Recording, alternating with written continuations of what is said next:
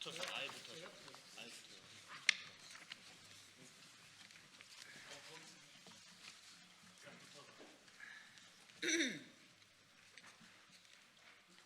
조금 붙어달라고 그러시더라고요. 사진 일단님께서. 밀착해서 어떻게?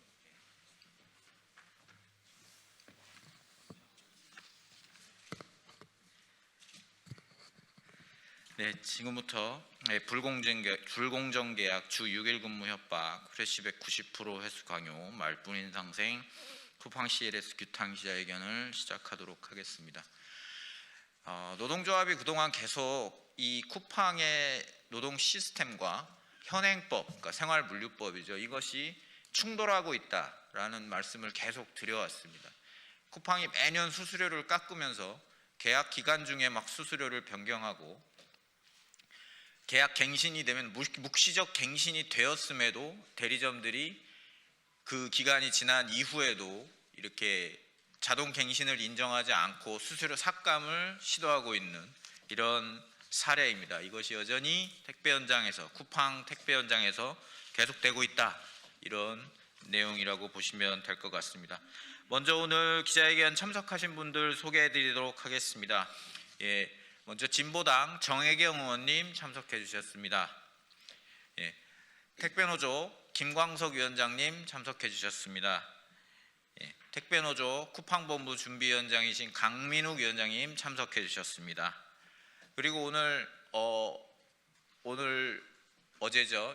새벽 배송을 마치고 오늘 이렇게 귀중한 시간을 내주셔서 참석해 주신 쿠팡 현장 택배 노동자분들이 오늘 오셨습니다.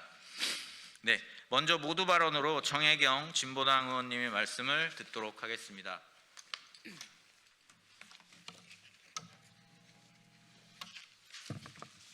네, 진보당 비정규직 노동자 국회의원 정혜경입니다.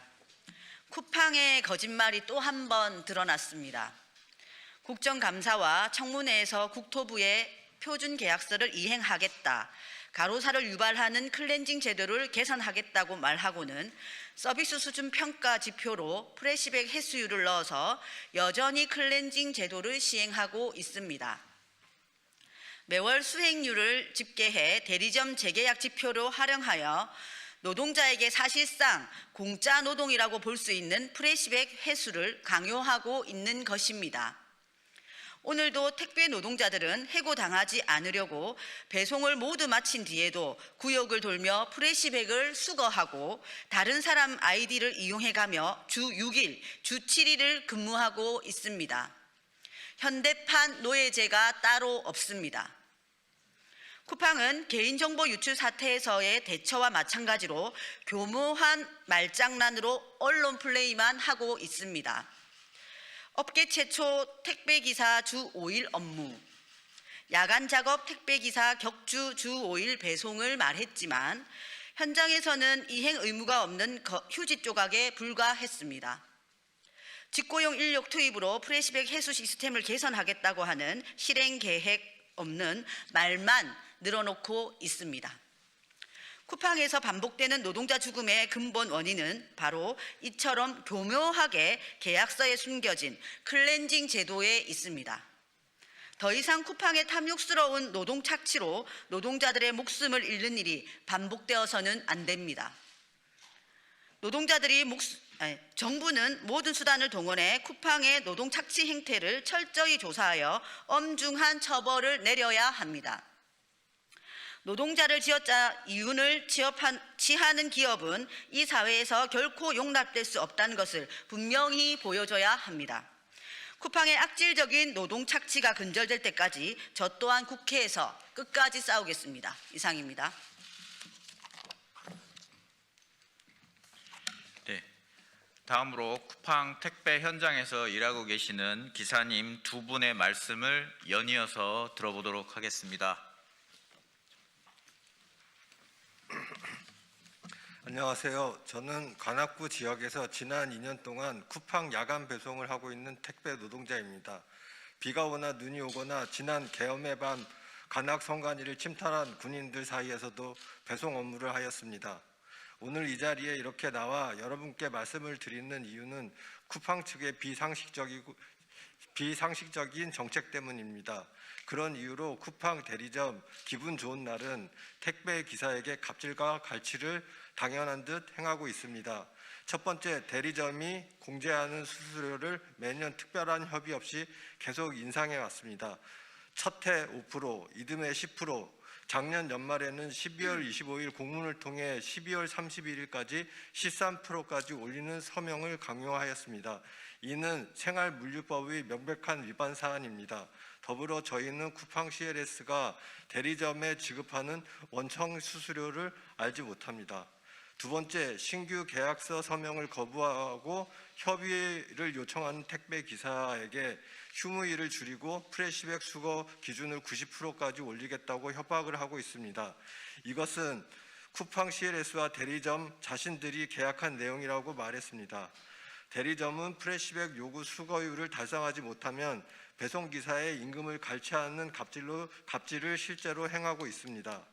세 번째, 오류동 구로 캠프에 열악하고 위험한 상황을 수차례 쿠팡 측에 시정해달라고 요청했으나 전혀 달라진 게 없습니다. 쿠팡 구로 캠프는 야간 배송 때 차를 댈 자리가 없어 많은 기사들이 대형 트럭이 다니는 길가에서 비가 오나 눈이 오나 야외 적재를 하고 있습니다. 언제 인사사고가 나도 이상하지 않은 상황을 2년 넘게 방치하고 있습니다. 넷째, 택배 기사의 사정상 배송을 못하는 상황에 투입되는 용차 기사 비용을 과도하게 책정해서 부담을 가중시켰습니다. 용차 기사가 투입을 하게 되면 거의 배송비의 2배 가량을 배송 기사가 부담해야 하는 구조입니다.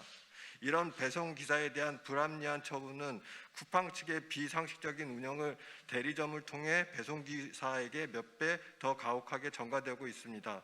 이는 쿠팡 측 노동자의 노동권을 무시하는 행포를 고스란히 대리점을 진행하거나 혹은 대리점의 이런 행태를 방관하고 있다고 볼 수밖에 없습니다. 대부분 야간 택배 기사는 야간 작업의 특수성이 있어 야간 택배를 선호합니다. 국민 대부분은 이제 새벽 배송의 편리함이 실생활에 장착되어 있습니다. 하지만 이면에 이러한 어두움이 있다는 사실을 꼭 전달하고 싶어서 이 자리에 섰습니다. 쿠팡 CLS는 국민 앞에 스스로의 약속한 만큼의 야간 택배 기사의 격주 5일제가 현장에서 제대로 지켜질 수 있도록 철저히 관리 감독해야 합니다. 나아가 쿠팡 프레시백 90% 수거 기준은 당장 폐지되어야 할 것입니다. 감사합니다.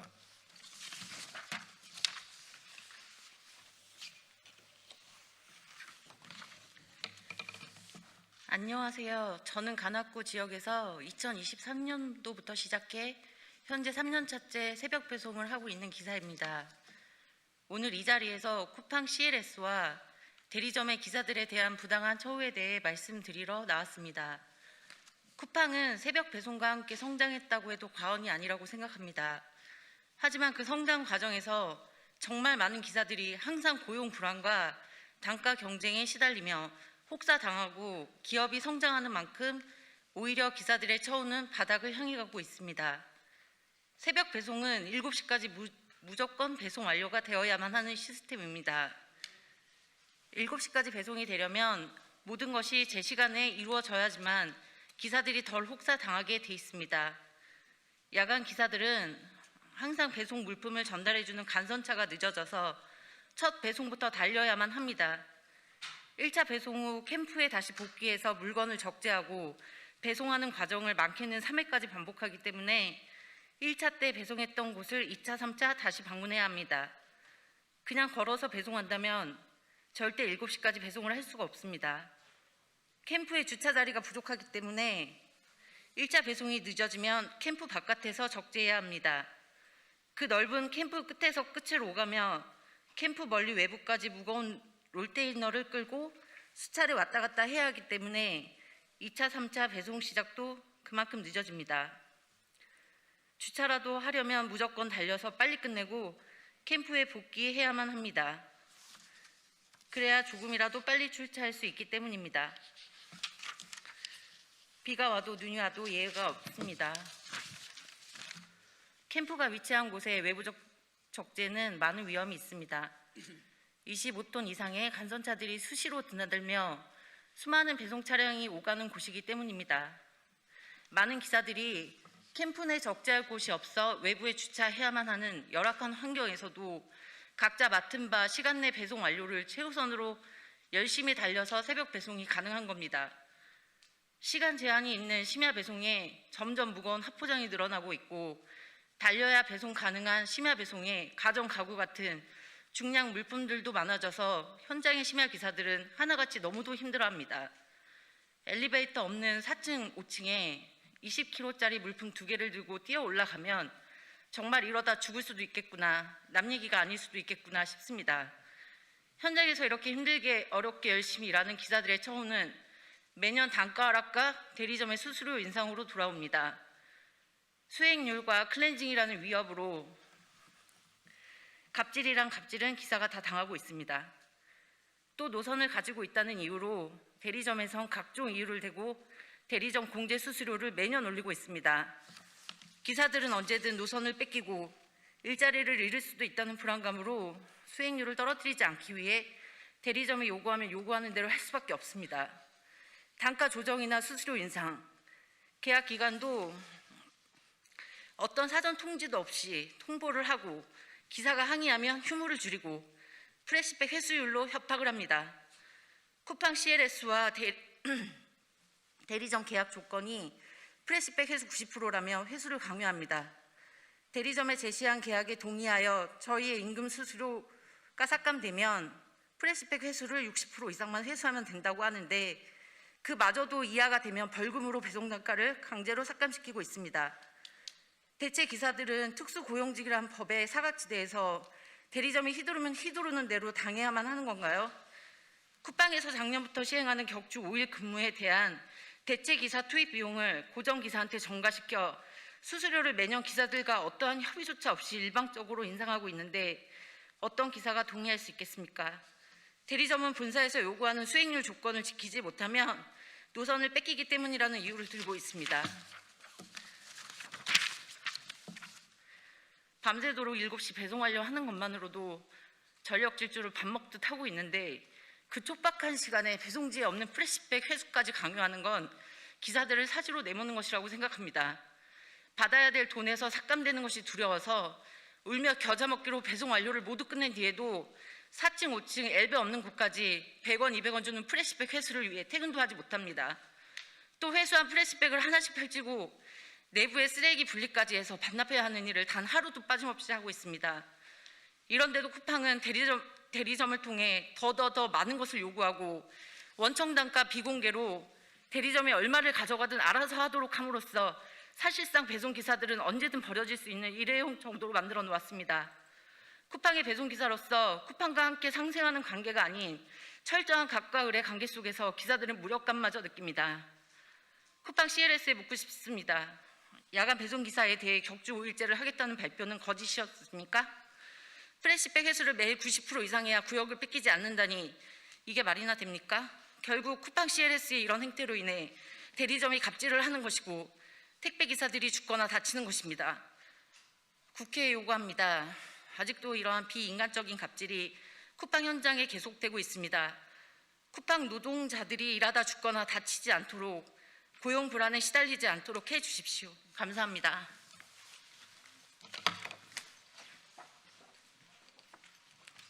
네.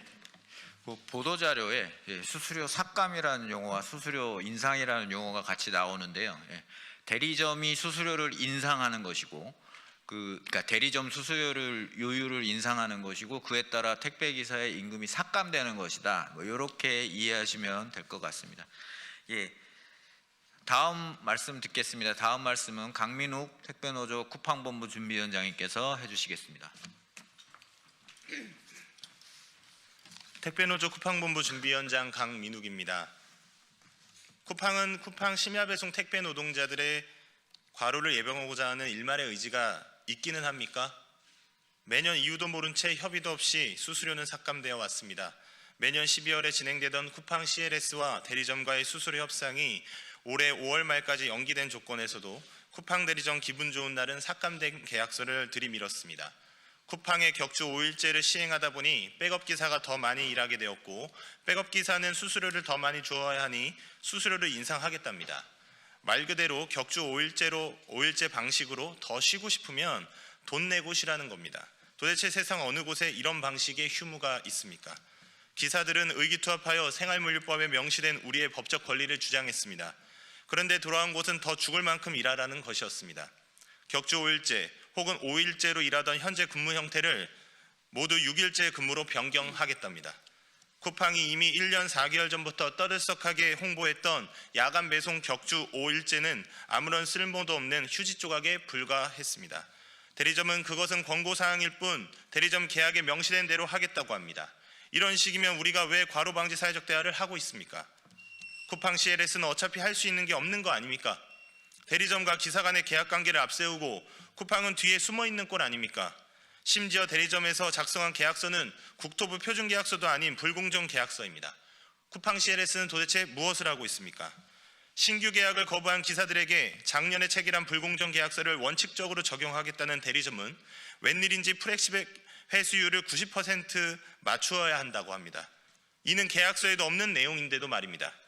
이를 지적했더니 계약서에는 없지만 쿠팡 CLS와 대리점이 맺은 계약에 있다고 합니다. 90%의 회수율을 지키지 못하면 구역을 회수당한다고 합니다. 쿠팡에게 다시 한번 묻습니다. 쿠팡은 쿠팡 심야 배송 택배 노동자들의 과로를 예방하고자 하는 일말의 의지가 있기는 합니까? 작년 1월 환노위 청문회, 2월 쿠팡 민생단체 상생협약에서 클렌징을 폐지하겠다고 하지 않았습니까? 쿠팡은 앞에서는 과로 방지를 위해 사회적 합의에 대화에 참여하지만 뒤로는 여전히 클렌징을 유지하고 그것도 매우 비인간적이고 육체적 정신적 과로를 일으키는 90%의 프레시백 회수율을 고집하고 있었던 것입니다. 쿠팡 CLS의 이런 앞뒤가 다른 행태에 강력히 규탄합니다. 기분 좋은 날의 갑질은 명백히 쿠팡 CLS로부터 파생된 행태입니다. 쿠팡 CLS의 과로를 방지하고자 하는 일말의 의지가 있는지 두고 보겠습니다. 기분 좋은 날은 쿠팡 CLS의 대리점입니다. 이상입니다.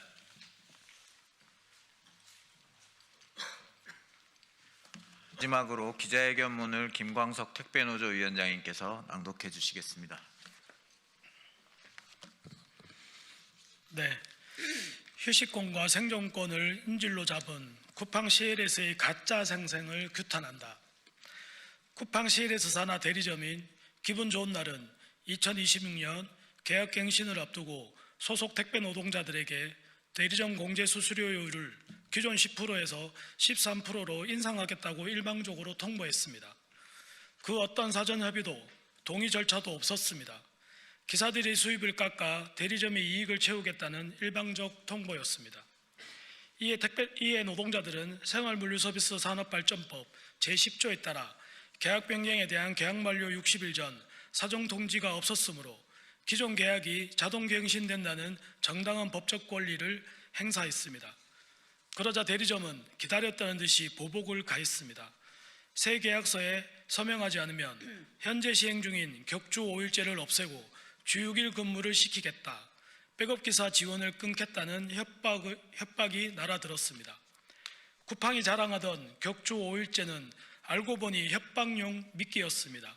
쿠팡 CLS는 그동안 국회와 언론 앞에 업계 최초의 격주 5일제를 도입해 택배기사의 과로를 막고 있다 수차례 자랑해 왔습니다.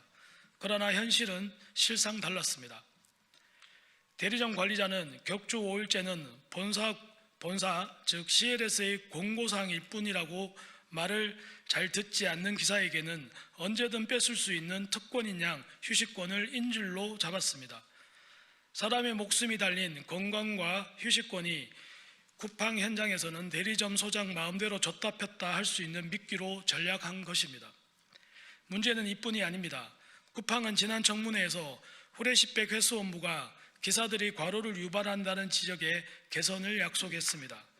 그러나 기분 좋은 날 대리점은 신규 계약을 거부하자 후레시백 회수율을 90%라는 살인적인 기준을 강요하고 있습니다.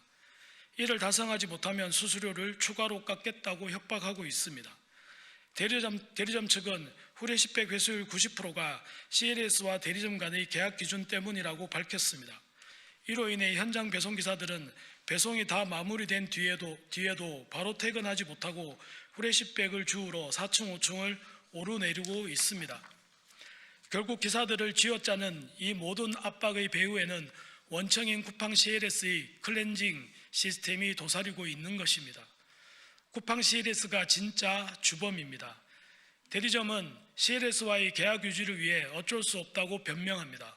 그것이 바로 쿠팡 CLS가 만든 죽음의 외주화 구조입니다. 원청은 뒤에 숨어 살인적인 기준을 내리고 하청 대리점은 살아남기 위해 기사들이 고열을 짜내고 있습니다. 더욱이 쿠팡 CLS는 현재 3차 택배 사회적 대화에 참여하고 있습니다. 대외적으로는 사회적 대화에 참여해 택배 노동자들의 과로를 예방할 대책을 논의하는 것처럼 하면서 실제로는 오히려 거꾸로 가는 현장을 방관하고 과로를 유발하는 후레시백 회수 강요와 클렌징을 여전히 유지하고 있는 것입니다. 도대체 쿠팡 CLS는 심야 택배 노동자들의 과로를 지킬 마음이 있기나 한 것입니까? 쿠팡 CLS와 대리점에 엄중히 경고합니다. 노동자의 휴식권은 당신들의 거래 수단이 아닙니다. 법을 지킨 노동자에게 과로를 형벌로 내리는 야만적인 행태를 즉각 중단해야 합니다. 이에 우리는 강력히 요구합니다. 쿠팡 CLS는 말로만 상생 떠들지 말고 현장에서 악용되는 격주 5일제의 실태를 전수조사하고 보장 대책을 마련하라. 쿠팡 CLS는 과로 유발하고 갑질 도구로 전락한 후레시백 회수율 강용 즉시 중단하고 클렌징 제도를 폐지하라. 쿠팡 대리점 기분 좋은 날은 정당한 계약갱신을 인정하고 이를 빌미로 한 주 6일제 강제전환, 후레시백 회수율 90% 강요 등 일체의 보복 행위를 즉각 중단하라. 이상입니다. 네, 이상으로 오늘 기자회견을 모두 마치도록 하겠습니다. 네, 들어주셔서 감사합니다. 수고하셨습니다.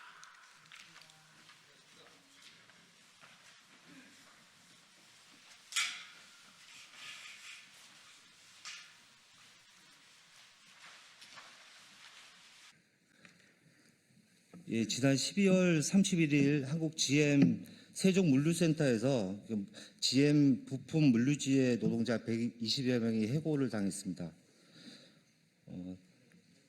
한 곳에서 20년 넘게 일을 했지만 노동조합을 만들고 정당한 교섭을 하고 파업했다는 이유만으로 한순간 일터에서 내몰렸습니다. 헌법이 보장한 노동 3권에 대한 정면 도전이고 개정된 노조법 2, 3조를 무시하는 행위입니다.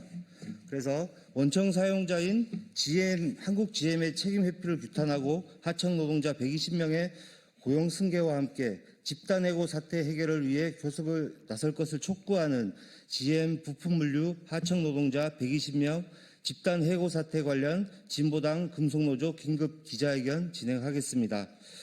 기자회견 순서는 먼저 금속노조 구신성 부위원장 발언을 하시고 진보당 정혜영 의원 발언하시고 금속노조 한국 GM지부 이영수 정책실장 발언, 그리고 마지막으로 금속노조 대전 충북지부 GM 부품 물류지회 노형주 부지회장께서 발언을 순서대로 하시겠습니다. 예, 기자회견 시작하겠습니다.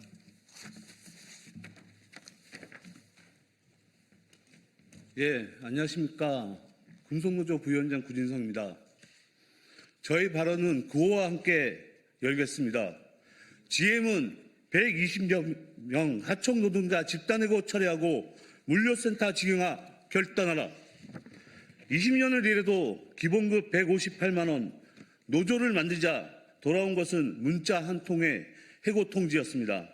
오늘 우리는 세계적인 기업 GM의 파렴치한 민낯을 폭로하고 120명 노동자의 생존권을 지키기 위해 이 자리에 섰습니다.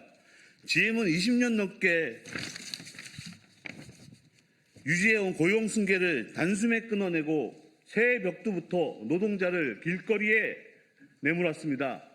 이것은 단순한 계약 종류가 아니라 노조를 파괴하기 위한 기획된 집단 해고입니다. GM의 정책에 따라 언제 해고될지 모르는 고용 불안 속에 일하던 세종물류센터 노동자들은 열악한 노동 조건을 개선하고 불법 파견의 굴레를 벗기 위해 지난 7월 노조를 결성했습니다. 지행 원천 임원은 진짜 사장 나오라고 해서 우리가 왔다며 직접 면담에 나섰고 고용 승계를 약속하며 파업을 자제시킨 바 있습니다. 하지만 그 약속은 모두 거짓이었습니다. 뒤로는 이미 업체 교체를 준비하고 있었고 사자협의체에서 약속한 고용 승계를 단 이틀 만에 뺀 채 도급 계약을 강행했습니다. 노조를 만들자마자 명백한 보복 해고를 자행한 것입니다. 한국 GM이 적재일 때도 세종물류센터는 40에서 43%의 경이적인 영업이익을 기록했습니다. GM은 과거 물류 외주화는 없다고 공언하며 세종으로 물류를 일원화했습니다. 그런 GM이 이제 와서 외주화를 강행하는 이유는 명확합니다. 한국 GM의 이익을 미국 본사로 빼돌리고 언제든 한국에서 철수할 수 있는 발판을 마련하겠다는 속셈입니다. GM이 제시한 발탁 채용은 선별적 고용을 통해 노조를 와해시키려는 비겁한 해유책입니다. 근로자 지휘하기 소송을 포기하게 하고 법적 책임을 회피하려는 꼼수에 불과합니다. 20년간 이어진 고용 승계 관행을 깨뜨리고 노동부 가이드라인조차 무시하는 GM의 행태를 결코 자시할 수 없습니다. 발탁 채용과 바이아웃은 기만적 노조 파괴 시나리오에 불과합니다. 한국 GM 물류지의 집단 해고 철회 및 세종물류센터 직영화 요구 쟁취 투쟁은 개정된 노조법 2, 3조, 이른바 노란봉투법이 우리 사회에서 온전히 작동할 수 있는지 가늠하는 시금석이 될 것입니다. 하청 노동자가 원청과 직접 교섭할 권리는 법적 권리입니다. 정부는 8,100억 원의 막대한 공적 자금을 받아가면서도 구조조정과 해고를 강행하는 GM의 약탈 경영을 더 이상 방관해서는 안 됩니다. 정부는 지금 즉시 한국 GM의 책임을 묻고 실질적 고용보영 대책을 내놓아야 합니다. GM과 정부가 이 사태를 방치한다면 단지 120명의 하청 노동자를 외면한 것이 아니라 한국의 모든 하청 노동자의 권리를 짓밟는 것과 다름없습니다. 금속노조는 GM 부품 물류의 해고 노동자들이 현장으로 돌아가는 그날까지 모든 수단을 다해 끝까지 투쟁하겠습니다. 역시 구호로 저의 발언 마무리하겠습니다. GM은 120명 하청 노동자 집단 해고 철회하고 물류센터 직영화 결단하라. 감사합니다.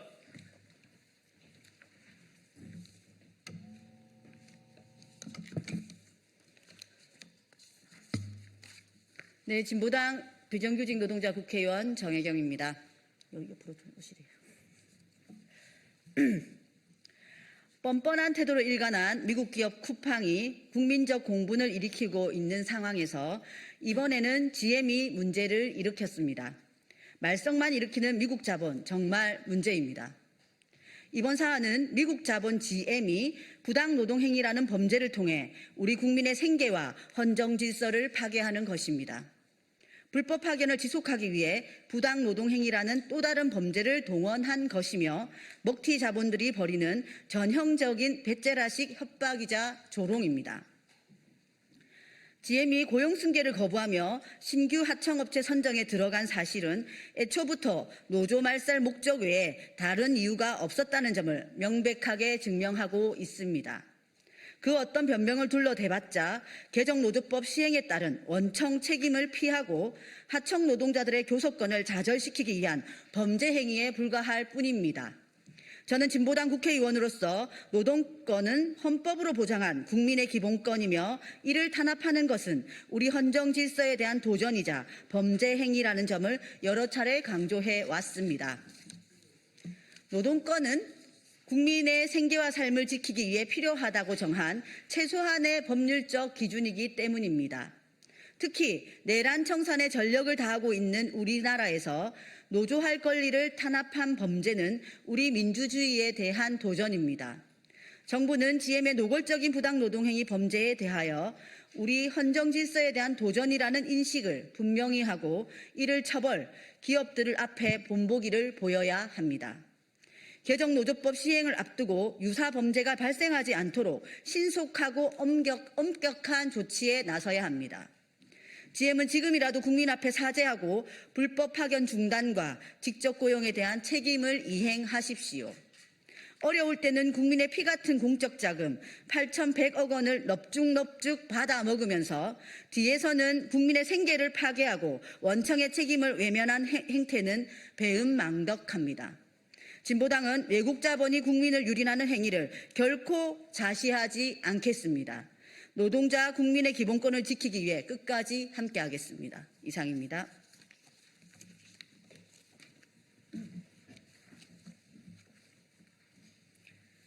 예, 저는 전국 금속 노동조합 한국 GM 지부 정책기획실장을 맡은 이영수라고 합니다. 제가 말씀드릴 것은 지금 오늘 기자회견의 주제는 세종에 있는 GM 부품 물류 비정규직 노동자들의 집단 해고 문제인데 지금 한국 GM에서는 또 한편으로 전국 9개 직영 정비 사업소 폐쇄가 이루어지고 있습니다. 한국 GM 지부 노동조합은 작년도 임금 교섭에서 정비사업소 폐쇄와 관련해서 한국 GM과 원점부터 재논의하기로 합의를 하였음에도 불구하고 불과 2주 만에 회사는 합의를 뒤집고 9개 직영 정비사업소를 올해 2월 15일자로 폐쇄한다고 발표를 했습니다. 그래서 지금 한국 GM 같은 경우는 지난 2018년부터 보면은 지속적으로 공장을 축소해오고 한국 내에 있는 자산을 매각하기만 급급했습니다. 실제로 군산 공장이 폐쇄가 되었고 인천, 창원, 제주에 있는 물류사업소가 폐쇄가 되었으며 부평에 있는 이 공장 또한 폐쇄가 되었습니다. 뿐만 아니라 정비사업소 부지를 매각하고 LOC 부품 물류 부지를 매각하고 부천 직업훈련원 부지를 매각해서 이 매각 대금이 GM의 사업자금으로 흘러들어갔습니다. 뿐만 아니라 연구개발 사업소까지 법인을 분리하면서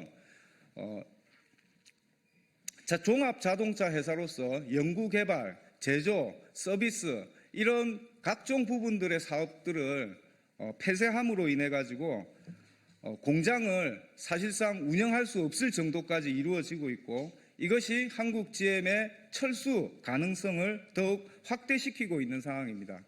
이런 와중에 동시에 세종 하나밖에 남지 않은 그리고 보도자료 보시면 나와 있는 대로 엄청난 이윤을 벌어들이고 있었던 세종 부품 물류 공장을 또 외주화해서 이것을 팔고 또 많은 이윤을 벌겠다는 것이 GM의 의도입니다. 이 과정에서 우리 비정규직 노동자들이 해고가 되고 있는 상황인 것입니다. 한국 GM은 지난 2018년도 8,100억 원이라는 공적 자금을 지원받았습니다. 하지만 7년이 지난 지금 전혀 이 공적 자금 지원에 대해서 통제가 되지 않고 있는 상황입니다. 지난 올해 2026년 또 지자체 선거가 있습니다. 한국 GM이 전 세계에서 보인 행태를 보더라도 이 지자체 선거라든지 정부의 일자리 협박을 통해서 자금 지원을 받고 지원을 받았음에도 불구하고 결국 철수하는 행태가 한국에서 또 반복될 수도 있습니다.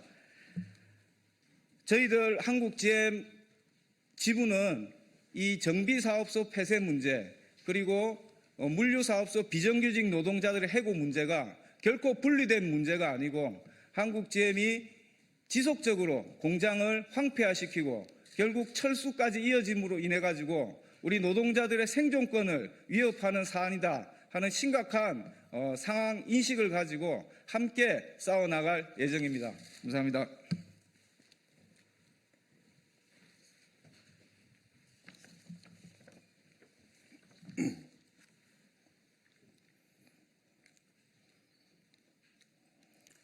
네, 안녕하십니까. 저는 금속노조 대전 충북지부 GM 부품물류지회 부지회장 노영주입니다.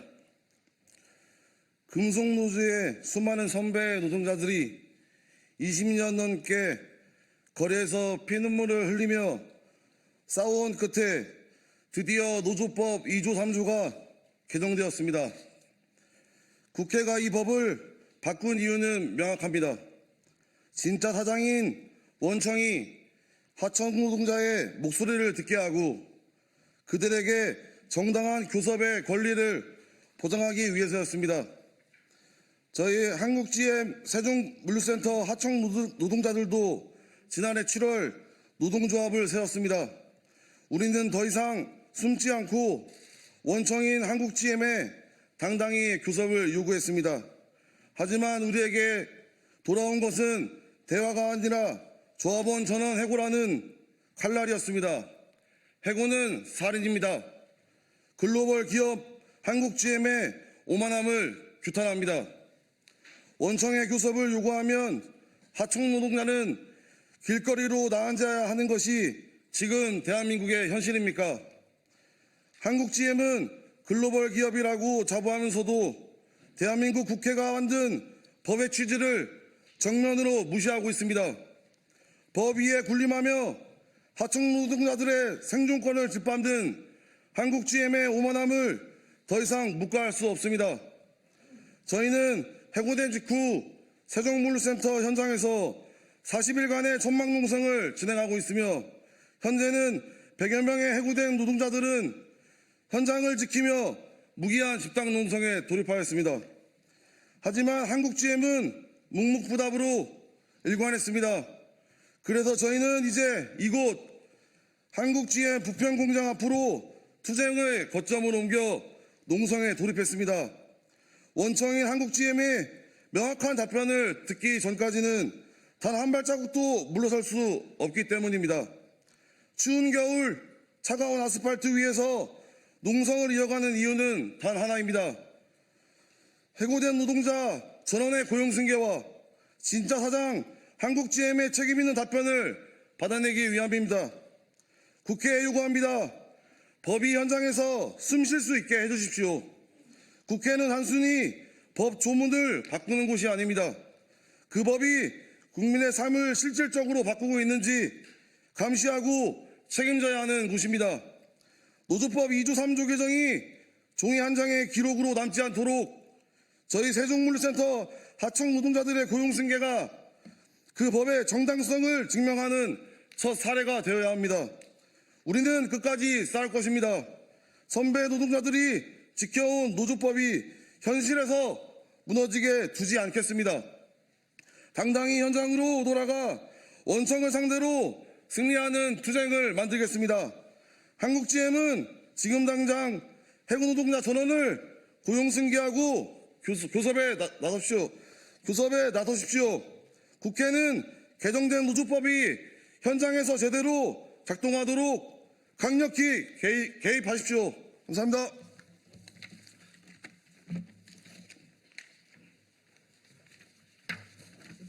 네, 이것으로 GM 부품물류 하청 노동자 120명 집단 해고 사태 관련 진보당 금속노조 긴급 기자회견 마치겠습니다. GM 부품물류지의 투쟁 경과 및 요구 사항을 잘 설명을 드렸고 설명 자료가 배포되었을 것입니다. 설명 자료를 참고해서 적극적인 보도를 요청드립니다. 네, 감사합니다.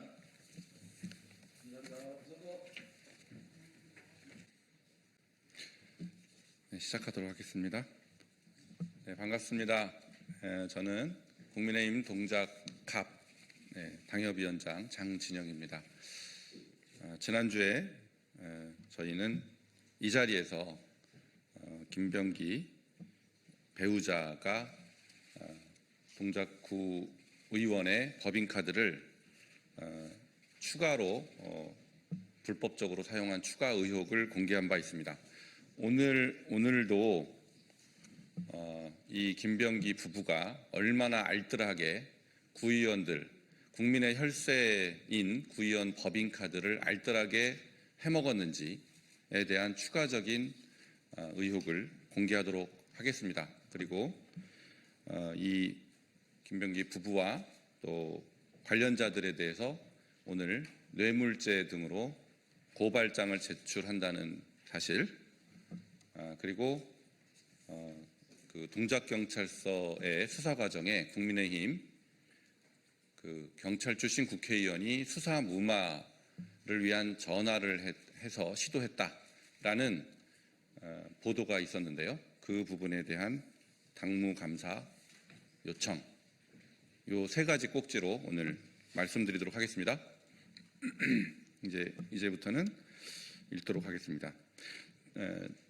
저는 지난주에 이 자리에서 김병기 의원 배우자가 조진희로부터 법인카드를 뺏어서 사용한 추가 사실을 공개한 바 있습니다. 부의장 재임 시기뿐만 아니라 2020년 의장으로 재직하던 당시에도 그런 불법적인 사실이 있었다는 증거를 공개한 바 있습니다. 저희는 조진희 법인카드 불법 사용 내역을 조사를 하는 과정에서 김병기 부부가 과연 조진희 카드만 썼겠느냐, 다른 구의원 카드를 빼앗아 썼을 가능성은 없는가라는 점에 대해서 의문을 가지고 조사를 했습니다. 그 결과 추가적인 의혹이 불거져 나왔기 때문에 오늘 말씀드리고자 합니다. 자, 먼저 그 조진희 의장 업무 추진비 법카에 대한 추가적인 사실이 조금 있어서 먼저 말씀드리도록 하겠습니다. 조진희가 의장이었던 2020년도 업무 추진비 집행 내역을 보면 여기서 보시는 바와 같이 2020년 9월 17일 날 대방 할인마트에서 35만 원, 2020년 12월 18일 날 이마트 용산점에서 45만 원, 조진희 카드입니다. 이렇게 사용됐습니다. 근데 그 적요란을 보면 내방객 제공 다과류 구입 이렇게 적요란에 써 있습니다. 그런데 저희가 동작구 의회에 그 이런 내방객에 제공하는 다과를 구입하는 담당자에게 확인을 해봤는데 그 담당자는 손님에게 제공하는 다과류를 의장의 업무 추진비 카드로 구입한 사실이 없다. 그리고 그런 다과류는 의회의 공통경비 카드로 구입을 해왔다라는 진술을 저희가 들었습니다. 그리고 이 대방 할인마트 35만 원, 이 부분과 이마트 용산점인데 이마트 용산점은 특히 용산에 있기 때문에 동작구 의회에서는 사용하지 않는 곳이다라는 진술도 저희가 확보했고요. 그 다음에 이 대방 할인마트가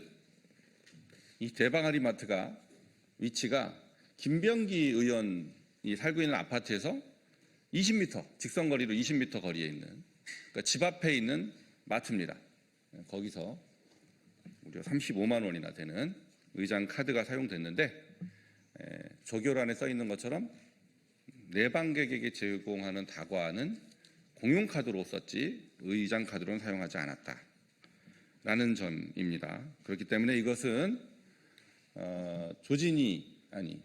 이해다 김병기 부부가 개인적인 목적으로 사용했을 가능성이 매우 높다라는 점, 그런 의혹을 공개합니다.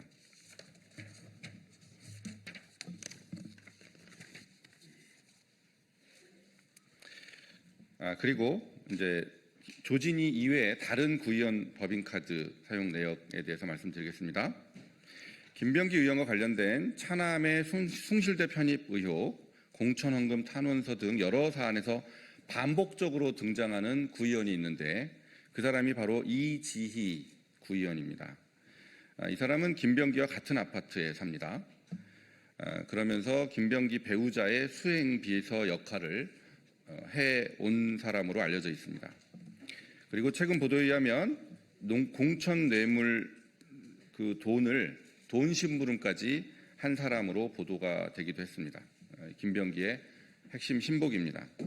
그 이지가 2020년 동작구 의회의 운영위원장을 역임했는데 운영위원장에게도 법인카드가 제공이 됩니다. 그 법인카드 내역을 봤더니 조진희의 사례와 유사하게 여의도 일대에서 고액 결제가 반복적으로 이루어진 사실이 확인됐습니다.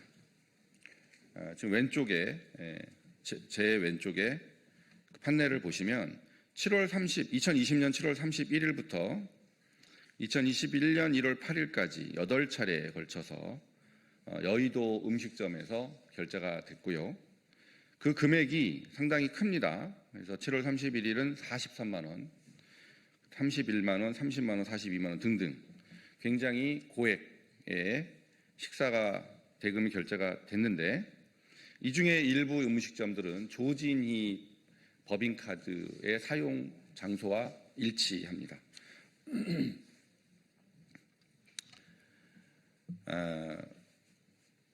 이지희 구의원 역시 집이 대방동이고 직장이 동작구 내에 있는 사람이기 때문에 여의도에서 이렇게 고액의 식사 결제가 여러 번 이루어졌다는 것이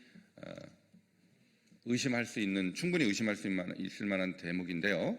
조진이 사용 패턴과 매우 유사하다는 점에서 이 김병기 부부가 이지 카드를 역시 빼서 썼을 가능성도 충분히 있다라는 합리적인 의혹을 제기하는 바입니다. 이 법인카드는 동작 구민들의 소중한 혈세입니다. 그 혈세가 사적으로 유용된 것이 사실이라면 절대로 묵과할 수 없는 범죄 행위입니다.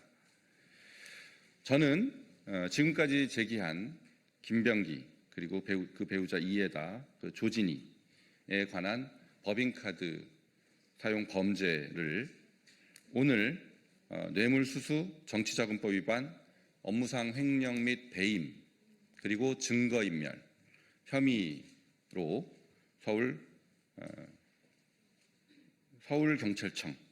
서울경찰청에 고발장을 제출할 예정입니다. 원래는 동작경찰서에 할 예정이었으나 수사가 지금 서울경찰청에서 이루어지고 있다고 하므로 서울경찰청에다가 제출할 예정입니다. 고발장은 이 기자회견을 마친 직후에 저희가 서울경찰청으로 이동해서 제출할 예정입니다. 그리고 최근 언론 보도에서 동작경찰서의 김병기 비리 수사 과정에서 김병기가 국민의힘 경찰 출신 국회의원을 통해 동작경찰서장에게 2024년 김병기 배우자 법관 사건에 대한 사건 무마를 청탁했다라는 보도가 있었습니다. 2024년 김병기 배우자 법관 사건은 제가 바로 이 자리에서 2024년 3월경에 의혹을 제기했고 그 의혹을 저와 김영수 소령이 국민권익위원회에다가 신고를 해서 동작경찰서로 넘어간 사건이었습니다. 그런데 방금 말씀드린 보도 내용대로라면 국민의힘 당협위원장인 제가 제기한 사건을 국민의힘의 국회의원이 무마했다. 그리고 무마하려고 시도했다라는 것이 됩니다. 저로서는 도저히 용납할 수 없는 그리고 묵과할 수 없는 이적행위다 이렇게 말씀드립니다.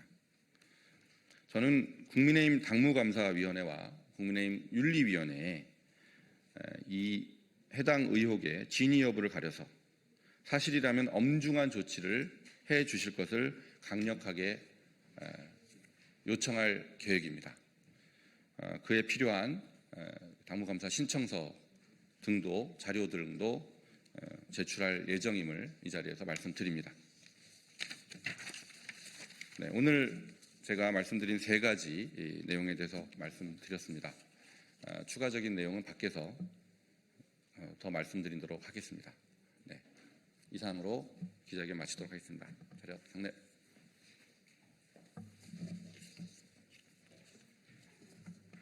네, 존경하는 국민 여러분, 김영배 의원입니다.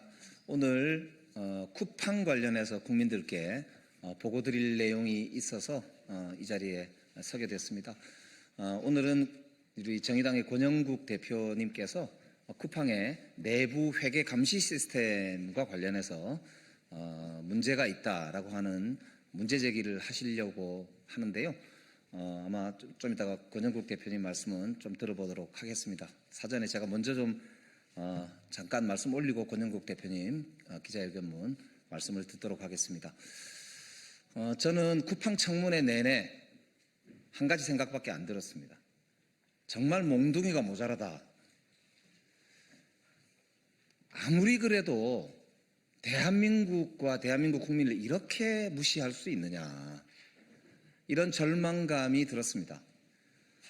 적어도 기업이 사람들이 모여서 하는 것이고, 우리가 이 세상을 좋게 만들어 나가는데 기업의 역할도 매우 중요하기 때문에 우리 국민들에게서 연간 40조 이상의 매출을 일으키고 있는 기업이 그래도 최소한의 우리 대한민국 국민들을 존중하고 국민들의 생명과 자존심을 존중해주는 태도를 보일 줄 알았는데, 정말 쿠팡 청문회 결과는 우리 쿠팡은 정말 대한민국 우리 법체계 내에서 이 확실하게 본때를 보여줘야 되겠다, 이런 생각이 드는 것 같습니다.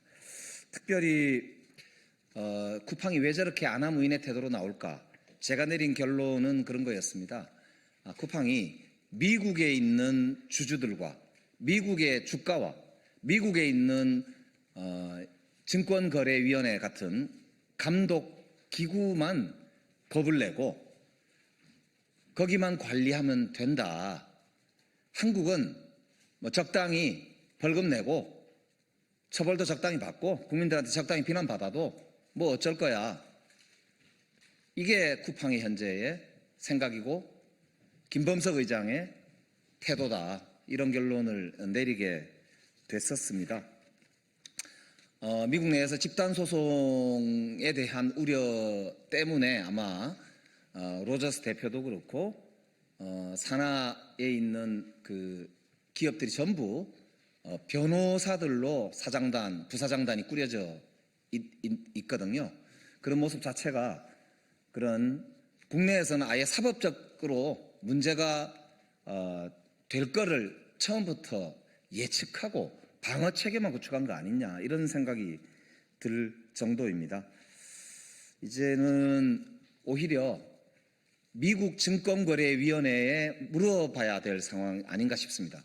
정말로 미국 기업이 이렇게 불법적이면서도 아나무인의 태도로 한국에서 기업을 해도 괜찮은 거냐?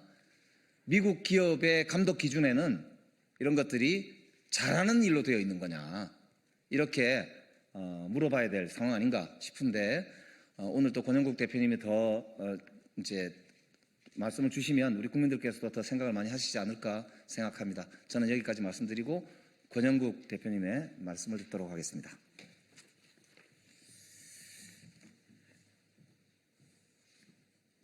네, 국민 여러분, 오랜만에 소통관에 서게 됩니다. 반갑습니다.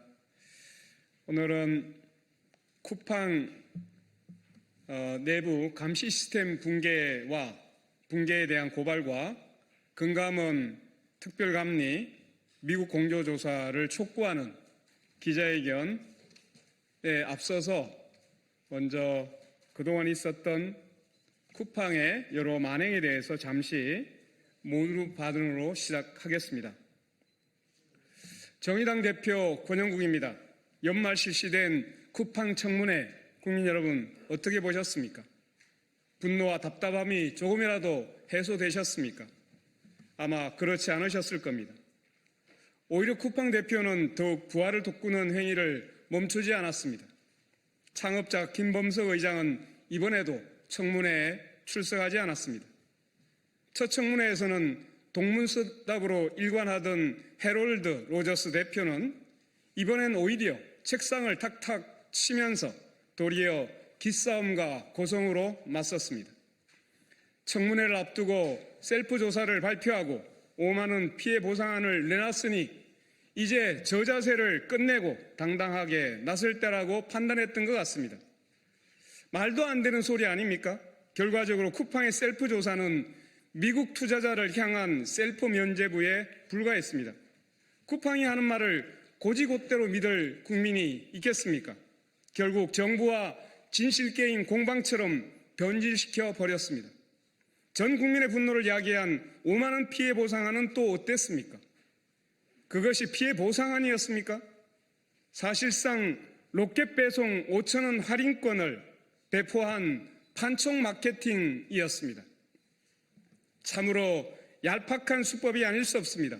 쿠팡의 자정 노력을 기대하는 것이 얼마나 헛된 것인지를 우리는 다시 한번 확인하게 되었습니다. 국민 여러분, 쿠팡이 미국에서는 허리를 숙이지만 한국에선 뻣뻣하게 고개를 쳐드는 일이 자꾸만 반복되고 있습니다. 왜 그러겠습니까? 김범석의 눈에 한국이 우습게 보이기 때문입니다.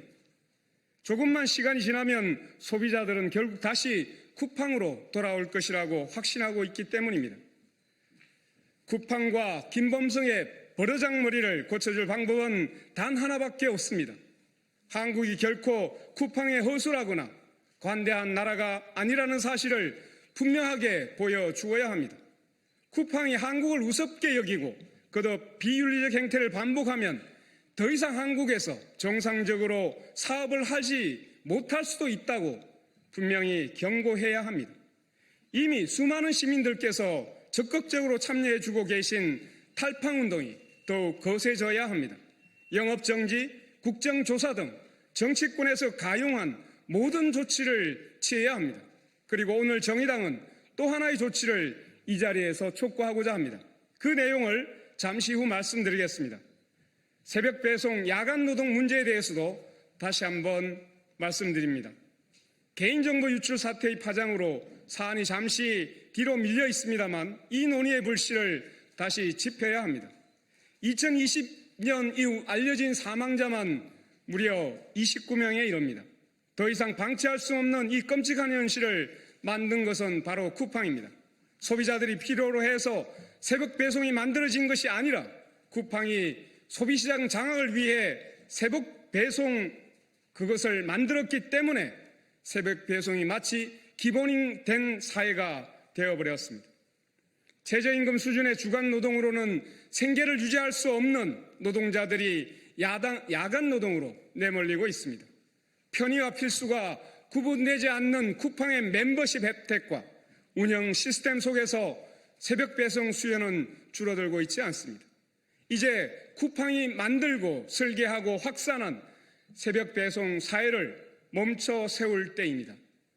이번 청문회에서 산재 유가족 두 분이 나오셔서 김의석 의장의 산채 은폐 시도, 사과 없는 태도를 적나라하게 지적했습니다.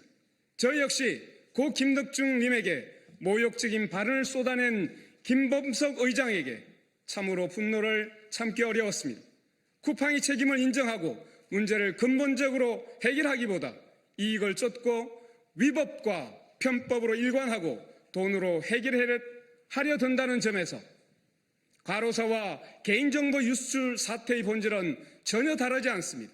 그 사실을 어려운 자리에서 정언해 주신 유가족 여러분께 깊이 감사드립니다. 정의당은 언제나 여러분과 연대하겠습니다. 개인정보 유출, 과로사와 산재 은폐, 블랙리스트 작성, 일용직 퇴직금 미지급, 조직적인 정치인 대상 대관 로비, 자영업자 대상으로 한 수탈적 갑질, 노동자 수갑 연행, 국민 여러분, 총체적 부도덕 기업 쿠팡이 저지른 그 모든 악행을 똑똑히 기억해 주십시오. 정의당은 2026년을 탈팡 원년으로 만들 수 있도록 모든 노력을 기울이겠습니다. 그럼 이어서 오늘 조치, 특히 금융당국의 조치를 요청하는 기자회견문을 발언하도록 하겠습니다.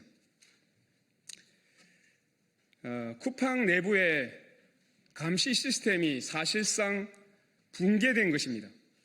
열려있는 뒷문으로 들어왔는데, 도둑이 들어왔는데 보안 완벽하다고 거짓말하고 있는 쿠팡을 규탄합니다.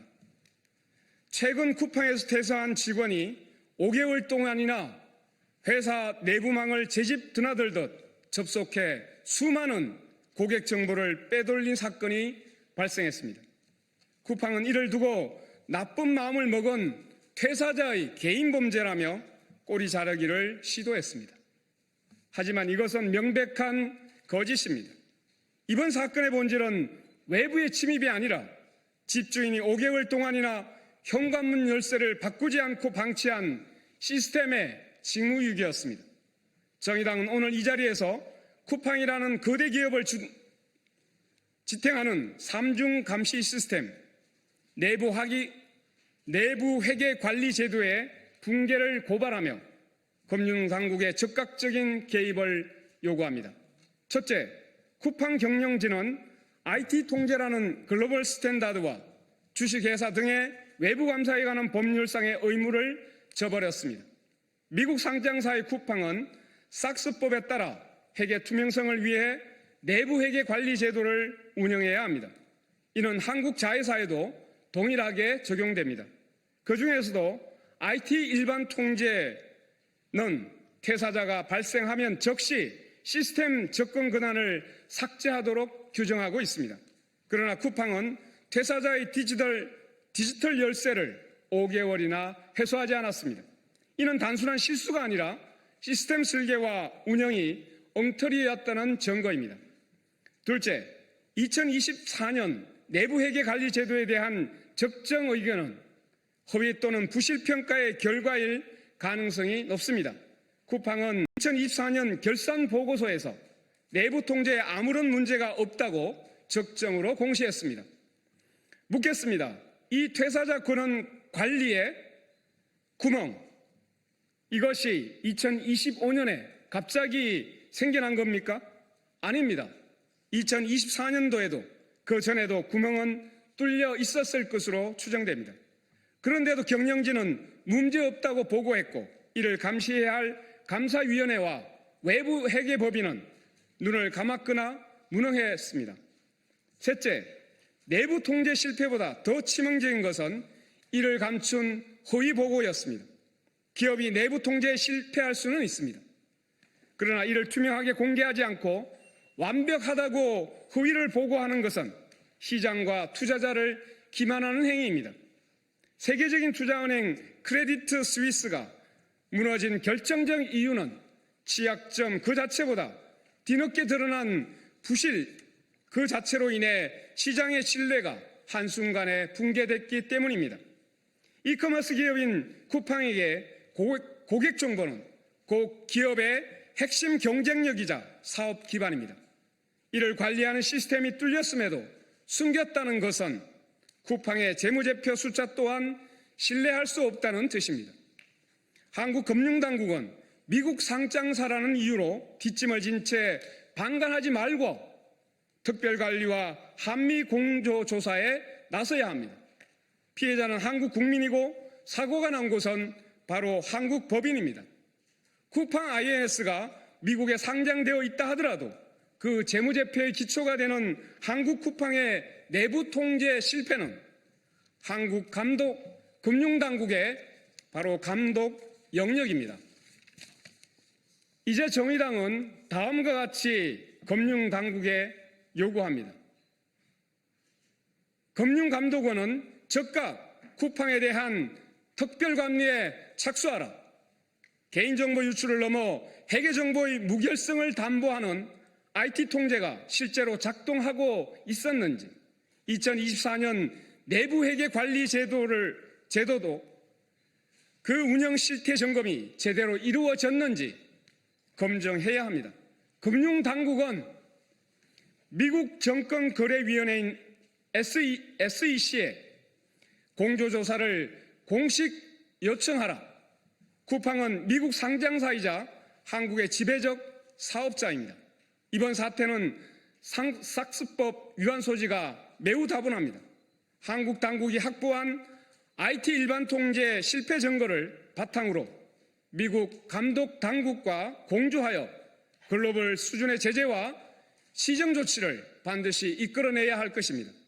쿠팡 경영진과 쿠팡 INC 감사위원회는 즉각 대국민 사과를 하고 독립적인 제3기관을 통해 최근 3년간 IT 통제 운영 실태를 전수 점검하여 그 결과와 개선 계획을 투명하게 공개할 것을 요구합니다. 정의당은 혁신이라는 가면 뒤에 숨어 기본적인 안전과 책임을 방기한 쿠팡의 반사회적인 행태를 좌시하지 않을 것입니다. 미국 법이든 한국 법이든 적용 가능한 모든 수단을 동원해 끝까지 책임을 묻는 길에 함께하도록 하겠습니다. 오늘 국민 여러분, 쿠팡이 반복적으로 한국을 운영하는 일이 없도록 우리는 모든 수단을 동원해서 쿠팡을 이번에 바로 시정하도록 노력을 기울여 나갑시다. 고맙습니다.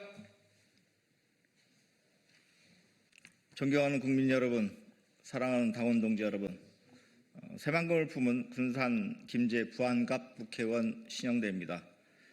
1월 8일 내일 저는 22대 총선 예비후 시절 한 달간 제 선거 캠프에서 사무장을 했던 강모 씨의 대법원 선고를 앞두고 있습니다. 선고 결과에 따라 의원직 상실이라는 상황이 생길 수도 있어서 오늘 제 입장을 밝히고자 이 자리에 섰습니다. 무엇보다도 대법원이 이례적으로 빠르게 선고 기일을 지정한 점에 대해서 깊은 유감을 표합니다. 이 사건의 본질을 국민 여러분께 간명하게 설명드리고자 합니다. 이 사건의 핵심은 단순합니다. 총선 예비후보 등록 이전에 당시 지인이었던 강모 씨가 선거법 위반 행위를 했고, 저는 예비후보 등록 당시 그 사실을 모른 채 강모 씨를 선거 사무장으로 선임했습니다. 제가 알았거나 지시했거나 공모했다면 바보가 아닌 이상 사무장으로 선임하지 않았을 것입니다. 그러나 제가 알 수 없었던 사무장 선임 이전의 선거법 위반 행위만으로 국회의원직 상실이라는 책임을 저에게 묻고 있는 것입니다. 저는 수사 과정에서 이 사안을 뒤늦게 알게 되었고, 이후 재판에서 제가 지시하거나 공모했다는 점이 일치 없음이 밝혀졌습니다. 검찰 역시 제가 강모 씨와 통모했거나 강모 씨에 대한 의사 지배가 있었다는 근거는 찾지 못해서 저를 강모 씨의 행위와 관련해서 기소도 못했습니다. 사실 이 사건의 출발점은 공직선거법 위반이 아니라 윤석열 정권 출범 이후 민주당 정부의 재생에너지 정책을 범죄시하고 탄압하기 위해 시작된 기획수사였습니다. 그 과정에서 제가 표적이 되었고, 그 결과 현재 이른바 뇌물 혐의까지 저는 재판을 받고 있습니다. 그런데 검찰이 제 지시에 따라 금전을 받았다고 주장하는 핵심 인물은 법정에서 왜 내가 신영대원 재판에 증인으로 나온지 모르겠다, 신영대와 평생 전화 한 번 한 적이 없다고까지 진술했습니다. 검찰은 제 사건 핵심 증인으로 서지만 씨를 지목해서 지난 2년간 무려 62차례에 걸쳐 출정 조사를 진행했습니다.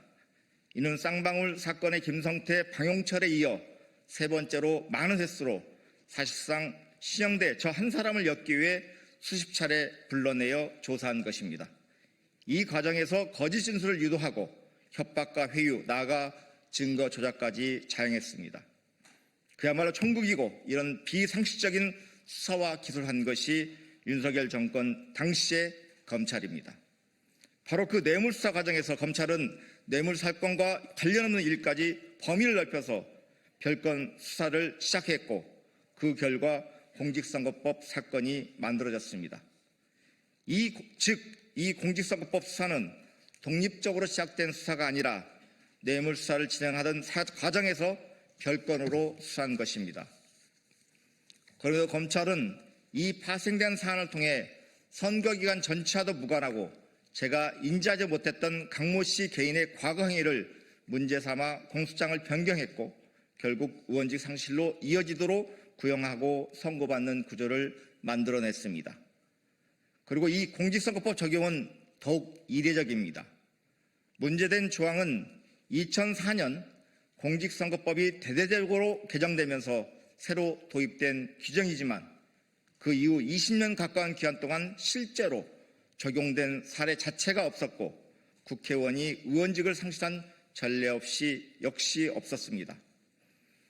그래도 불구하고 이번 사건에서 처음으로 이 조항이 적용되었고, 그것은 후보자가 인지하지 못한 제3자의 과거 행위를 이유로 유권자의 선택을 무효로 만드는 의원직 상실이라는 결과로 이어지고 있습니다.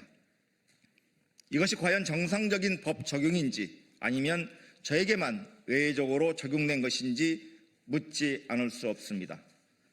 그래서 저는 강모 씨의 공직선거법 사건의 1심 결과가 나온 직후인 지난해 3월 헌법재판소에 제265조 제1항 제24호에 대한 헌법소원과 가처분을 청구했습니다. 제가 알지 못했고 알 수도 없었던 사정 때문에 의원직이 박탈되는 것은 헌법이 보장하는 공무단임권을 침해하고 헌법 원리인 자기 책임 원칙에도 반하기 때문입니다. 혹자는 과거에도 선거사무장 회계 책임자의 선거법 위반으로 법원에서 의원직을 상실하고 헌재에서도 합헌이라고 판결한 전례가 있지 않느냐고 하지만 제가 청구한 헌법소원은 과거 사례들과 다릅니다. 헌법재판소는 그동안 후보자 등록 이후 회계 책임자 등이 벌금 300만 원 이상의 형을 선고받은 시점에서 사건에서 후보자의 의사 지배가 인정되는 경우에는 자기 책임 원칙에 반하지 않는다고 판단해 왔습니다. 그러나 제 사건은 그 전제가 전혀 다릅니다. 문제된 행위는 강모 씨를 사무장으로 선임하기 이전에 발생한 일이었고 선거 사무장을 선임하는 과정에서 당사자가 알리지 않는 한 후보자가 현실적으로 인지할 수 없는 사안이었습니다. 따라서 이처럼 과거에 전례가 없는 사안에 대해서는 헌법재판소의 판단을 통해 위헌 여부가 먼저 가려져야 합니다. 그러나 대법원 선고가 헌법재판소 판단보다 먼저 확정된다면 헌법적 판단을 기다릴 기회조차 없이 결과가 확정되는 것입니다. 나아가 대법원 확정 판결 후 사후적으로 위헌 결정이 내려진다면 재심을 통해 의원직 상실 효력이 번복되는 과정에서 한 지역구에 2명의 국회의원이 존재하게 되는 법리적 모순과 초유의 정치적 혼란이 발생할 수도 있습니다. 또 하나 이 사건은 증거 수집 절차와 증거 능력 그리고 법리 적용을 둘러싸고 중대한 다툼이 있는 사안입니다. 대법원에서 이러한 쟁점이 면밀히 검토되지 않고 항소심과 같은 판결이 나온다면 이는 조희대 사법부가 한 사람의 공무단임권과 유권자의 선택을 사실상 무너뜨리는 사법살인을 저지른 것과 같습니다. 아울러 쟁점에 대한 심도 깊은 검토와 판결을 위해서도 선고는 연기되어야 합니다. 조희대 사법부는 과거 이재명 대통령께서 대통령 후보된 시절 이례적으로 빠른 대법원 선고를 통해 사법살인을 시도한 바 있습니다. 그때 국민은 투표로 사법살인을 저지했고 민주주의를 지켰습니다. 그러나 여전히 사법부는 반성과 성찰은 보이지 않은 채 민주당 국회의원의 의원직 상실에 전력을 다하는 모습입니다. 이러한 작태는 민주당이 시정한 사법개혁에 대한 보복으로밖에 설명하기 어렵습니다. 내일 예정대로 저희 의원직 상실로 이어지는 선고가 이뤄지고 이후 헌재에서 공직선거법 제265조가 위헌이나 헌법 불합치 결정이 나온다면 민주당이 사법개혁의 일환으로 추진하는 재판 소원제도 도입에 대법원은 지금까지의 반대 입장을 철회하고 반드시 협조해야 할 것입니다. 동료 선후배 국회의원님들께도 당부드립니다. 제가 만약 이번 판결로 의원직을 잃게 된다면 국회의원이라는 기득권을 가진 저야 어쩔 수 없다 쳐도 대다수 국민의 사법피해 구제를 위한 재판 소원제도, 즉 사심제가 도입될 수 있도록 국회에서 꼭 법 개정을 실행해 주시기를 바랍니다. 제가 희생양이 되더라도 그 과정이 사법개혁에 조그마한 디딤돌이 될 수 있다면 민주주의와 인권을 위해 저는 기꺼이 받아들이고 국민의 한 사람으로 돌아가겠습니다. 국민의 한 사람으로 돌아가서 이재명 정부의 성공과 민주당의 지방선거 승리를 위해 백의종견하겠습니다. 감사합니다. 안녕하십니까. 조국혁신당 원내대변인 백선희입니다. 장동혁의 이기는 변화는 이름만 바꿔 국민을 이겨먹겠다는 뻔뻔한 선전포고입니다. 국민의힘 장동혁 대표가 오늘 이기는 변화라는 간판을 내걸고 당 쇄신안을 발표했습니다. 그러나 뚜껑을 열어보니 그 안에 국민은 없었습니다. 오직 자신들의 정치적 생존을 위해 국민과 싸워 이겨 먹겠다는 오만과 독선만 가득할 뿐입니다. 장 대표는 지난 12월 3일에 비상계엄 사태를 두고 고작 상황에 맞지 않는 잘못된 수단이라고 표현했습니다. 헌정을 유린하고 총칼로 국민을 위협한 내란을 단순한 수단 선택의 오류쯤으로 축소시킨 것입니다. 내란을 내란이라 부르지 못하고 내란 세력에 대한 처벌 요구조차 없는 사과는 사과가 아니라 국민 기만이자 사과쇼에 불과합니다. 심지어 장 대표는 전 당원의 뜻을 물어 당명 개정을 추진하겠다고 밝혔습니다. 기가 찰 노릇입니다. 범죄자가 개명한다고 죄가 사라집니까? 내란에 동조하고 침묵했던 내란 정당이 이름만 바꾼다고 민주정당으로 둔갑할 수는 없습니다. 이는 국민의 눈을 속여 죄를 덮으려는 비겁한 간판가리 쇼이자 위장 폐업 후 재개업하려는 꼼수에 불과합니다. 무엇보다 그동안 우리 국민이 요구해온 윤석열 대통령과의 절연이 단 한 줄도 들어가지 않았습니다. 장 대표는 국민의힘 국회의원 전원이 대통령에게 해제를 건의했다며 공범이 아닌 척 발을 빼려 하지만 정작 그 비상계엄을 선포한 장본인에 대한 출당 조치 등 완전한 정치적 결별에 대한 언급은 없었습니다. 반성은 없고 투쟁심만 남았습니다. 장동혁 대표가 말하는 이기는 변화의 본질은 명확합니다. 국민에게 사죄하고 환골탈퇴하여 신뢰를 얻는 승리가 아니라 이름만 바뀐 보장지 뒤에 숨어 헌정 파괴 공범인 윤석열 대통령을 끝까지 지키며 국민의 심판과 싸워 이겨먹겠다는 대국민 선전포고입니다.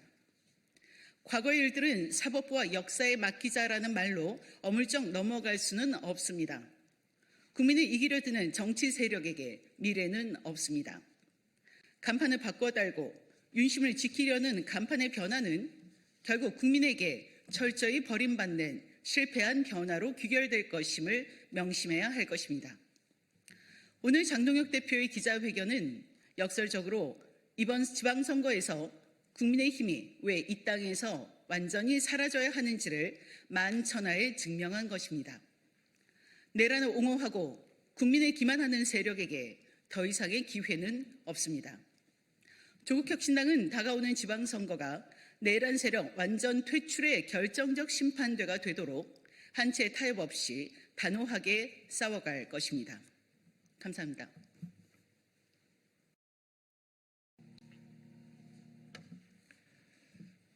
진보당 서울시장 후보 이상규입니다.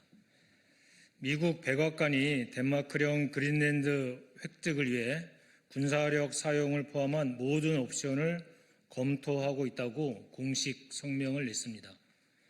이에 유럽은 7개국 긴급 성명, 북유럽 외무장관 연대 성명을 잇따라 발표하여 미국의 시도에 맞서겠다는 의지를 천명했습니다. 그린란드 사안을 결정하는 주체는 오직 덴마크와 그린란드뿐.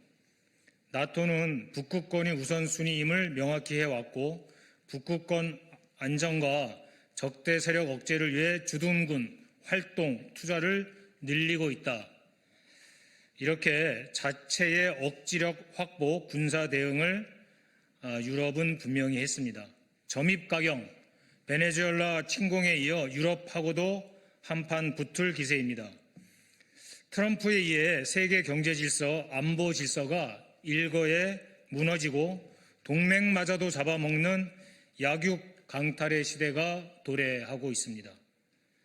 미국 군사력은 세계 최강인데 제조업 붕괴로 중산층은 무너졌습니다. 미국 금융산업은 세계 최강인데 무역 적자, 재정 적자의 늪에 빠져 셧다운을 반복하고 있습니다. 미국의 선택은 관세 약탈과 군사 침략에 의한 경제 회복입니다. 국제 무대에서 혈맹, 전략적 동맹 같은 개념이 신기루가 되어가는 시대에 주권 국가로서 대한민국 위상 정립을 할 때입니다. 미국 일변도에서 벗어나 전면적 다자 외교와 자주 국방, 중충적 산업 생태계를 구축해야 합니다. 전시 작전권 환수는 물론 주한미군 G협정의 전면 개정도 필요합니다. 트럼프의 군사 침략을 방관, 비호하는 일부 인사들 언행은 일종의 신호일 수 있습니다. 6월 지방선거를 앞두고 극우 폭력 선동과 정쟁화, 갈등의 격화는 불법 계엄과 내란을 주도한 세력의 노림수입니다. 기회만 되면 바로 하는 극우 선동에 단호한 대처, 국민 통합이 필요합니다. 감사합니다.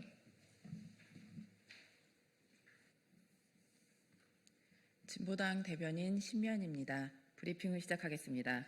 젠틀모터스 템버린스 주 70시간 이상 노동하는 제2 런베뮤 사태는 안 된다. 젠틀모터스와 템버린스 등을 운영하는 글로벌 기업 II 컴바인드에서 일하는 디자이너들이 주 70시간을 초과하는 장시간 근로를 하고 있음을 제보가 보도되었습니다. 화려한 브랜드, 고속 성장의 기업 이미지 뒤에 또다시 노동자들의 열정과 노동력을 갈아놓고 있는 현실이 참담합니다. 회사는 재량 근로제를 이유로 보상 휴가나 수당을 지급하지 않았지만 현장에서 재량 근로제는 무용지물이었습니다. 2달 동안 이틀을 제외하고 매일 야근하거나 새벽까지 일하고도 다음날 9시 출근을 강요하는 것이 재량 근무입니까? 그럼에도 사측은 노동자들의 과로는 허위 주장이며 노동부 가이드를 준수했다고 주장합니다. 일주일 정도 단기 야근 정도의 수준이었다는 사측의 주장은 노동자의 제보와는 천양지차입니다. 그동안 과로사를 저질러온 쿠팡이나 런베뮤와 똑같은 주장입니다. 해당 기업은 매년 2천억 원 이상의 매출을 증가하며 1조 원을 앞두고 있는 기업입니다. 기업 성장을 위해 노동력과 열정을 바친 청년들에게 정당한 보상은커녕 과로와 공짜 노동으로 답하는 기업들은 반드시 처벌해야 합니다. 고용노동부가 해당 기업에 즉각 기획 근로감독을 착수한 것은 다행입니다. 이번 감독이 해당 기업뿐만 아니라 기업의 책임 회피, 근로조건을 악용하는 구조적 문제를 바로잡고 강력한 규제의 출발점이 되기를 바랍니다. 얼빠진 사자 명예훼손, 위안부 혐오 시위, 위안부 피해자 보호법 통과로 해결해야 합니다. 6일 전국을 돌며 이른바 위안부 모욕 챌린지를 일삼아온 구구단체 대표 등 4명이 경찰에 지시법 위반과 재물손괴, 명예훼손 혐의로 입건돼 수사를 받게 되었습니다. 그러나 당장 명예훼손은 특정 개인을 대상으로 하는 범죄인 만큼 소녀상과 같은 상징물에 대한 모욕 훼손으로는 처벌이 어렵다는 해석이 나오는 상황입니다. 일본군 성노예제 역사부정, 피해자에 대한 명예훼손과 모욕, 소녀상 테러를 막을 수 있는 일제하 일본군 위안부 피해자에 대한 보호 지원 및 기념사업 등을 관한 법률이 이미 국회에 발의되었으며 위안부 피해자들과 시민사회 단체들은 법안 통과를 강력히 촉구해 왔습니다. 이재명 대통령도 위안부 혐오 시위에 대해 얼빠진 사자 명예훼손이라고 하지 않았습니까? 맞습니다. 극우단체들의 위안부 역사 왜곡과 소녀상 테러는 얼빠진 사자 명예훼손이며 식민지배 불법성과 폭력성을 지우는 일본 옹호 행위입니다. 국제사회가 인정한 반인도적 범죄를 부정하는 행위이며 동시에 피해자의 존엄과 명예를 짓밟는 제2차 가해이자 혐오와 분열을 조장하는 극우정치 행위입니다. 처벌해야 할 이유는 너무나 분명합니다. 이번 사건이 개별 수사와 처벌을 넘어 역사 부정, 혐오 선동 단체들을 규제하는 출발이 되어야 하며 위안부 피해자 보호법의 조속한 통과로 이어져야 할 것입니다. 감사합니다.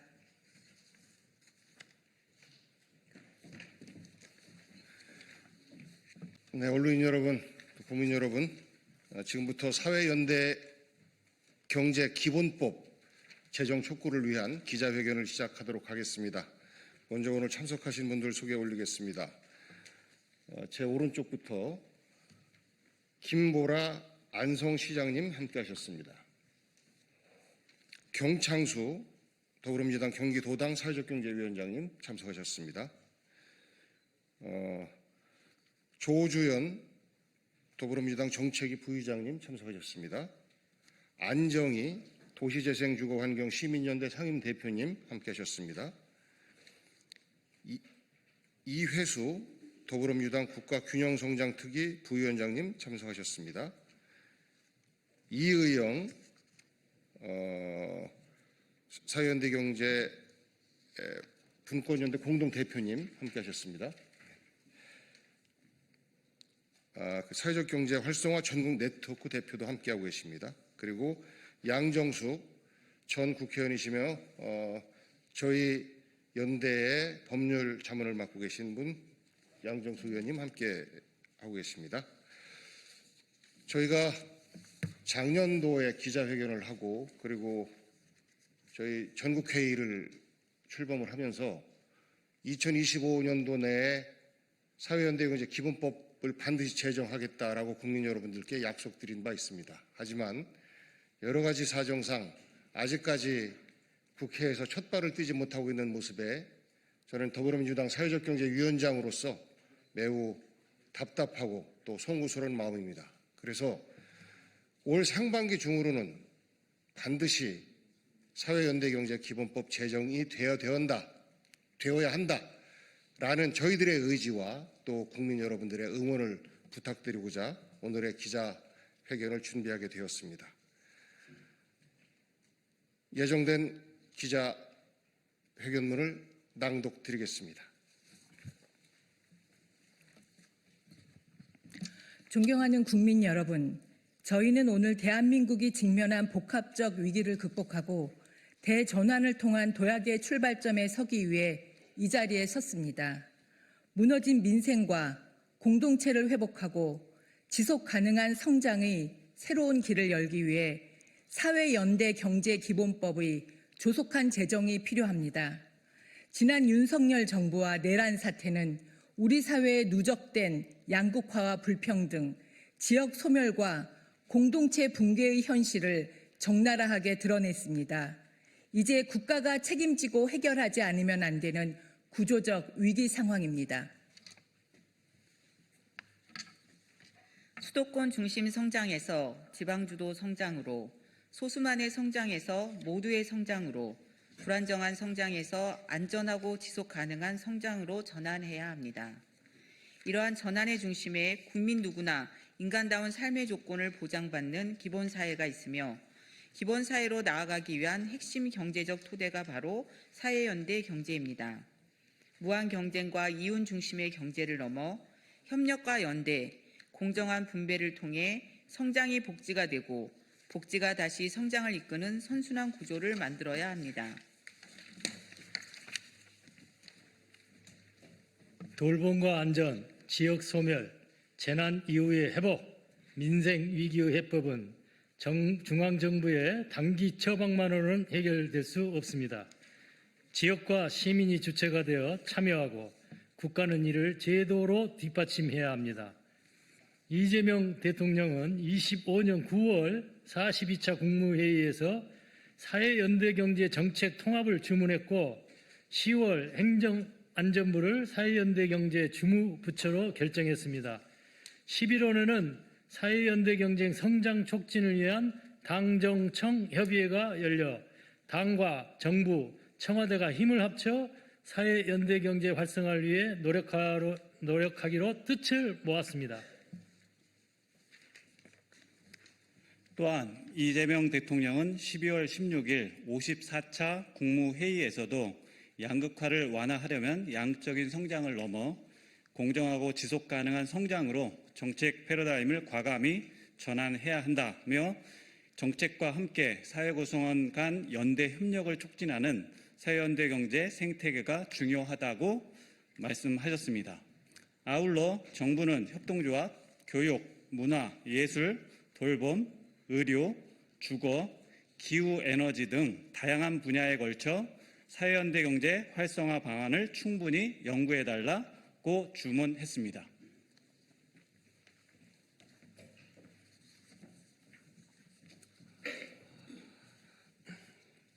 국제사회 역시 사회연대 경제를 미래경제의 표준으로 받아들이고 있습니다. 유엔은 사회연대 경제를 지속가능 발전을 위한 핵심 전략으로 공식화했으며 OECD와 ILO도 불평등의 기후 위기에 대응하는 인간 중심 경제 모델로 제시하고 있습니다. 이제 사회연대 경제 기본법이 필요합니다. 사회연대 경제 기본법은 이재명 대통령께서 신년사에서 말씀하신 대전환을 통한 대도약의 원년을 실질적으로 뒷받침하는 핵심적인 수단입니다. 사회적 기업, 협동조합, 마을기업, 자활기업, 효졸벤처 등 지역에서 사회적 가치를 창출해온 주체들을 국가의 공식 정책 파트너로 인정하고 재정, 행정, 공공조달, 지역정책 전반에 체계적으로 지원할 수 있는 기본틀을 마련하는 법입니다. 이는 공동체 회복과 지역균형 발전을 국가 책임 행정으로 제도화하는 과정이기도 합니다. 사회연대 경제기본법 제정은 국제적 흐름에 부응할 뿐 아니라 대한민국의 지속가능한 성장과 공동체 회복을 선도하는 국가로 나아가기 위한 필수 과정입니다. 이제 국회가 이 전환을 앞당겨야 합니다. 사회연대 경제기본법은 이념의 문제가 아니라 민생과 안전, 회복과 도약의 문제입니다. 이 기본법을 통해 지역에서 일자리가 만들어지고 주민들이 연대하며 취약계층이 자립하는 구조를 제도적으로 구축해야 합니다. 이는 행정과 지역, 시민이 함께 만들어가는 실질적인 민생 회복이자 대한민국 대전환의 출발점이 될 것입니다. 경제는 다시 사람을 중심에 두어야 합니다.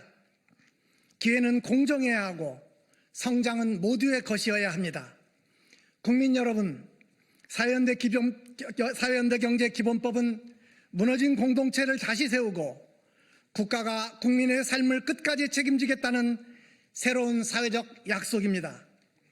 지금 이 전환을 시작하지 않는다면 대도약의 기회는 다시 오기 어렵습니다.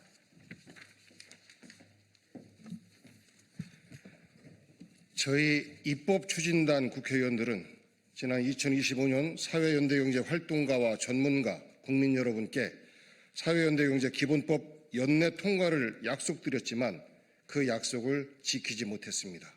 송구합니다. 새해를 맞은 지금 저희는 계류 중인 사회연대경제 기본법의 조속한 심의와 본회의 통과를 위해 모든 노력을 다하겠습니다. 전국의 사회연대경제 관계자 여러분들도 위기에 강한 대한민국과 지속가능한 대한민국을 만들기 위한 국가적 과제로서 기본법을 조속히 제정할 수 있도록 힘을 모아 주십시오. 10년 넘게 법 제정을 기다려온 우리의 수원이 반드시 올 상반기 내 꼭 이루어지도록 각자의 자리에서 역할을 다해 주시길 부탁드립니다. 사회연대경제 기본법 꼭 제정하겠습니다. 감사합니다. 이상으로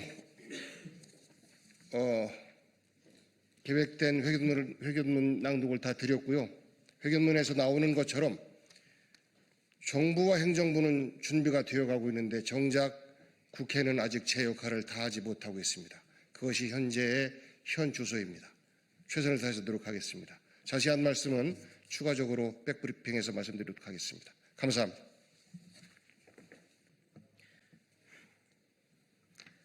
안녕하십니까. 개혁신당 대변인 정이한입니다. 기자회견 시작하겠습니다. 지난 5일 월요일 전재수 의원이 저를 명예훼손으로 고소했습니다. 부산 북구에 게시된 현수막이 그 이유입니다. 현수막 내용은 통일교 의혹을 시민 앞에 이실직고하고 특검을 수용하라는 공직자로서 마땅히 감내해야 할 정당한 검증 요구였습니다. 공직자가 자신을 향한 의혹에 대해 해명을 요구받는 것은 민주주의 사회에서 마땅히 감내해야 할 검증의 과정입니다. 삼선 국회의원이자 전직 장관이 도대체 무엇이 그토록 두려워 이 당연한 과정을 사법적 단죄의 대상으로 삼으려 하는 것인지 그 작태에 깊은 유감을 표합니다. 본인이 진정 결백하다면 변명 뒤에 숨을 것이 아니라 오히려 특검보다 더한 검증도 받겠다고 천명하는 것이 진정한 지도자의 품격일 것입니다. 그러나 전 의원은 특검 대신 고소장을 선택했습니다. 정당한 질문을 법적 대응으로 틀어막으려는 그 초조함은 역설적으로 본인의 결백을 스스로 확신하지 못하고 있다는 두려움의 방증으로밖에 보이지 않습니다. 부산은 큰 도시입니다. 부산의 지도자가 되려는 자는 330만 시민의 질타와 의혹 제기까지도 폭넓게 안을 수 있어야 합니다. 정당한 비판조차 수용하지 못해 사법기관 뒤로 숨는 작은 리더십으로는 결코 부산의 큰 미래를 도모할 수 없습니다. 전재수 의원, 도망친 곳에 낙원은 없습니다. 지금이라도 이성을 되찾고 즉시 특검 수용을 하십시오. 고소장으로 입 그만 막고 공정한 수사를 통해 국민 앞에서 그 결백을 증명하십시오. 저는 권력 뒤에 숨어 호가호위하는 당신의 비겁한 정치에 맞서 싸우겠습니다. 부산 시민의 자존심을 걸고 당신의 오만함이 깨지는 그날까지 저는 끝까지 싸우겠습니다. 감사합니다.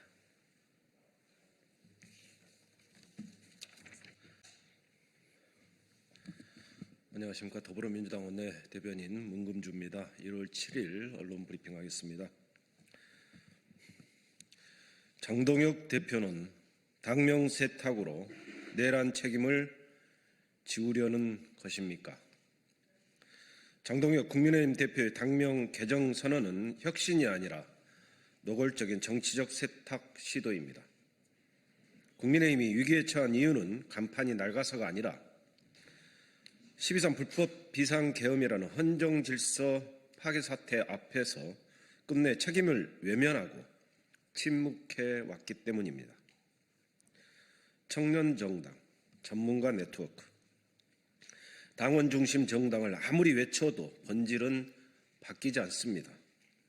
불법 비상계엄에 대해 과연 누가 어떤 책임을 졌습니까? 국민의힘은 지금까지 당 차원의 명확한 규정도 책임 세력과의 단절 선언도 그에 상응하는 정치적 조치도 단 한 번도 내놓지 않았습니다. 그럼에도 이제와 가장 먼저 꺼내든 카드가 당명 변경이라면 이는 혁신이 아니라 국민의 기억을 지우고 역사를 덮으려는 시도에 불과합니다. 책임은 회피한 채 외형부터 바꾸겠다는 발상 자체가 문제의 본질을 스스로 증명하고 있습니다. 장동혁 대표의 사과 역시 실망스럽기 그지없습니다.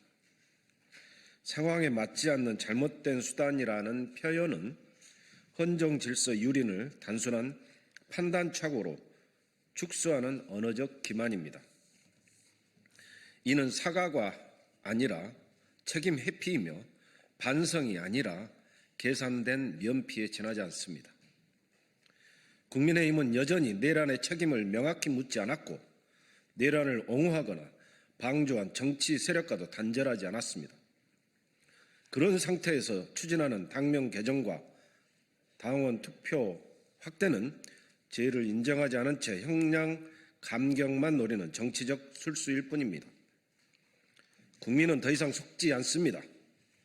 이름을 바꾼다고 정당의 죄가 사라지지 않고 구호를 갈아 끼운다고 헌정 파괴의 책임이 지워지지 않습니다. 국민의힘이 진정으로 새로워지고자 한다면 가장 먼저 해야 할 일은 간판 교체가 아니라 내란에 대한 분명한 책임 인정과 정치적 단죄입니다. 그것이 없다면 이번 장동혁 대표의 선언은 혁신이 아니라 역사 앞에서 또 한 번의 비겁한 도주로 기억될 것입니다. 이상입니다. 감사합니다. 윤리가 안 보이는 국민의힘 중앙윤리위원회, 국민 눈높이에 맞는 인사로 자정을 촉구합니다. 국민의힘이 수많은 데 출범시킨 중앙윤리위원회가 출범과 동시에 윤리를 찾겠다는 존재 이유를 스스로 부정하고 있습니다. 우여곡절 끝에 임명된 윤민우 신임 중앙윤리위원장의 면면을 보면 과연 국민의힘이 윤리라는 단어의 뜻은 알고 있는지 의심됩니다.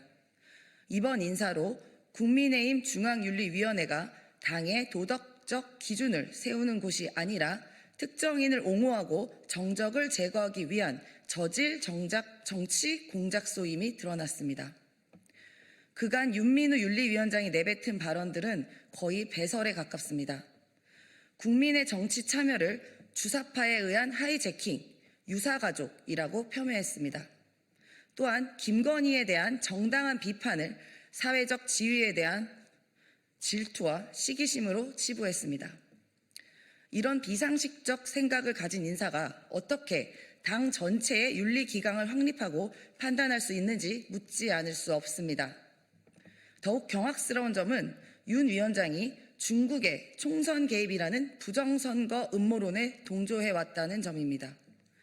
민주주의의 근간인 선거의 정당성을 흔들고 헌법기관인 중앙선거관리위원회의 신뢰를 무너뜨리는 음모론을 옹호하는 자가 공당의 윤리위원장을 맡는다는 것 자체가 대한민국 정당 민주주의의 후퇴입니다. 국민의힘은 정령 상식적인 길을 포기하고 음모론자들과 함께하는 극우의 길로 가기로 한 것입니까? 김건희 용비 어천가를 부르는 윤 위원장을 앉힌 의도는 오직 당권에 반대하는 세력들을 제거하기 위한 답정너 인사로밖에 보이지 않습니다. 중앙윤리위원회 구성 직후 위원 3명 사퇴는 국민의힘 내부에서도 이번 인사가 얼마나 저질적인지 스스로 증명하고 있는 것입니다. 국민의힘 중앙윤리위원회는 윤리를 세우기 위한 공식 기구가 아닌 당권에 반대하는 세력들을 제거하는 도구로 전락했습니다. 윤리라는 이름을 모욕하고 민주주의를 훼손하는 정당의 말미는 국민의 엄중한 심판만 남는다는 점을 명심하기 바랍니다. 네, 이상입니다. 안녕하십니까. 저희는 이번 더불어민주당 최고위원 보궐선거에 출마한 기호 2번 문정복 의원입니다. 옆에는 이성윤 의원님이십니다. 오늘 저희가 기자회견을 한 것은 지구당 부활이라는 주제를 가지고 기자회견을 합니다. 저는 원외위원장을 해봤어요. 원외위원장 해봤는데 그 기간이 제 정치 인생 중에서 가장 고달팠던 기간이기도 하거든요. 지금 저희 더불어민주당의 특히 전략지역의 원외위원장님들은 삼중고에 시달리고 계십니다. 그래서 사실은 돈 문제, 인력 문제, 그리고 지역에서의 냉대 문제 이런 삼중고에 시달리고 계셔서 이분들에게 어떻게 하면 정치를 하실 때 조금이라도 도움을 드릴 수 있을까, 그리고 대한민국의 정당 역사를 어떻게 발전시킬 수 있을까라는 고민 끝에 지금 지구당 부활법이 발의되어 있는 것은 있지만 추가로 이 시점을 통해서 저희가 발의를 함으로써 다시 한번 환기시키고 진행하겠다라는 제 의지를 담은 기자회견입니다. 성숙한 시민의 힘으로 정당의 토대를 바로 세웁시다. 기호 2번 문정복, 기호 4번 이성윤이 지구당 부활을 반드시 완수하겠습니다. 존경하는 국민 여러분, 그리고 사랑하는 더불어민주당 당원 동지 여러분, 더불어민주당 최고위원 후보 기호 2번 문정복, 기호 4번 저희 두 사람은 오늘 정치에서는 더는 미룰 수 없는 과제 지구당 부활을 말씀드리기에 함께 섰습니다. 조금 전 지구당 부활을 내용으로 하는 정당법, 정치자금법, 공직선거법을 발의했습니다. 지구당은 단순히 조직을 하나 더 만든다는 이야기가 아닙니다. 정당이 지역에서 국민을 만나고 당원의 목소리를 모으고 민원을 해결하고 정치 생활 속으로 끌어오는 가장 기본적인 통로입니다. 그런데 우리는 2004년에 지구당을 없앴습니다. 한나라당의 대선 불법 자금, 이른바 차떼기 사건 이후 정치 혐오가 커졌고 돈 정치를 끊자는 명분으로 지구당이 폐지되었습니다. 당시 취지는 이해합니다. 하지만 결과적으로 지난 20년 동안 정당과 지역 주민을 잇는 제도적 연결고리가 약해졌습니다. 풀뿌리 민주주의도 흔들렸습니다. 말 그대로 빈대 잡으려다 초가 삼간을 태운 격입니다. 이성윤입니다. 그래서 저희 문정목과 이성윤은 지구당 부활을 더 이상 미룰 수 없다고 봅니다. 이유는 5가지입니다. 첫째, 대한민국은 과거보다 훨씬 더 성숙해졌습니다. 우리는 12.3 내란 시도 같은 위기 상황에서도 시민의 힘으로 민주주의를 지켜냈습니다. 이제는 과거의 우려 때문에 민주주의 확장을 주저할 때가 아닙니다. 성숙한 시민사회에 걸맞는 제도를 갖추어야 합니다. 둘째, 지역 정치의 상식적인 소통의 길이 다시 열려야 합니다. 지금 구조로는 정당이 지역에서 365일 제대로 움직이기가 어렵습니다. 선거 때만 바빠지고 평소에는 주민과 만나는 제도적 접점이 너무 좁습니다. 정당은 선거용 조직이 아니라 주민의 삶 속에서 일하는 조직이어야 합니다. 지구당은 이런 걸 가능하게 하는 생활 정치의 기본입니다. 셋째, 원외위원장들의 기울어진 운동장을 바로 잡아야 합니다. 현역 의원은 사무실도 있고 인력도 있고 제도적 기반도 있습니다. 그런데 원외위원장은 어떻습니까? 사무실도 인력도 없이 지역을 뛰어야 합니다. 지역 주민 만나서 민원 듣는 게 당연한 활동인데도 제도 밖으로 밀려나 잠재적 불법처럼 취급받는 현실입니다. 이건 정상적인 정당 정치가 아니라 최소한의 실무 인력을 두고 합법적이고 투명하게 활동할 수 있는 지구당이 필요합니다. 넷째, 지구당은 해외에서도 시행 중입니다. 영국, 독일, 일본을 봐도 정당은 지역 단위 조직으로 상시 활동하고 있습니다. 지역에서 당원이 참여하고 의견이 모이고 후보와 정책이 자라납니다. 우리만 예로 남아있을 이유가 없습니다. 다섯째, 이번 지구당 부활은 과거로 돌아가는 것이 아닙니다. 우리는 과거의 실패를 교훈 삼아서 투명한 지구당을 만들겠습니다. 회계는 공시를 의무화해서 투명하게 하겠습니다. 기부와 특별당비도 상한을 두고 우회 통로를 막겠습니다. 문제가 생기면 강하게 책임을 묻겠습니다. 조직은 슬림하게, 기능은 본질에 집중하도록 하겠습니다. 돈 먹는 하마가 아니라 민심을 담는 그릇으로 만들겠습니다. 존경하는 당원 동지 여러분, 그리고 국민 여러분, 저희 기호 2번 문정복, 기호 4번 이성윤은 이번 최고위원 선거에서 지구당 부활을 핵심 공약으로 반드시 실현하겠습니다. 원외위원장들의 헌신이 개인 희생으로만 남지 않도록 제도로 보답하겠습니다. 당원이 주인되는 민주당, 지역에서 숨쉬는 민주당을 만들겠습니다. 성숙한 시민의 힘으로 지켜낸 대한민국 민주주의, 이제 정당의 기초부터 바로 세워 나가겠습니다. 그 길의 맨 앞에 저희 두 사람이 서겠습니다. 감사합니다. 2026년 1월 7일 더불어민주당 최고위원 후보 기호 2번 문정복, 기호 4번 이성윤. 한 말씀만 더 드리겠습니다. 저희 당에서는 이 지구당 부활법을 일명 허대만법이라고 부릅니다. 험지에서 전략지역에서 정치를 하시다가 지구당 부활을 주장하시다가 결국은 끝내 좋은 세상을 보지 못하고 자꾸 하신 고 허대만 위원장님의 유지를 받들어서 저희가 지구당 부활을 당에서 당론으로 약속을 했습니다. 그런데 이 지구당 부활이 정당법이 정개특위에서 다뤄지는 문제여서 정개특위의 구조가 6대6 동수이다 보니 쉽지 않았습니다. 그래서 저희는 그 약속을 최고위원이 된다라고 하면 그 약속을 좀 지켜드리고 싶습니다.